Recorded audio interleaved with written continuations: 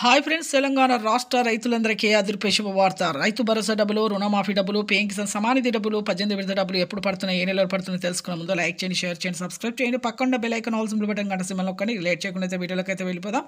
రైతు భరోసా డబ్బులు అయితే ఎకరానికి 7,500 చొప్పున 2 సీజన్ డబ్బులు, వానాకాలం యాసంగి సీజన్, ఖరీఫ్ రబీ సీజన్ డబ్బులు 15,000 రూపాయలు ముందుగానే అందించడం జరుగుతుందని ఒక సీజన్ డబ్బులు. ఇప్పుడు వానాకాలం సీజన్ కూడా ప్రారంభమైంది. ప్రతి ఒక్కరు కూడా 7,500 చొప్పున అయితే వేస్తున్నారు.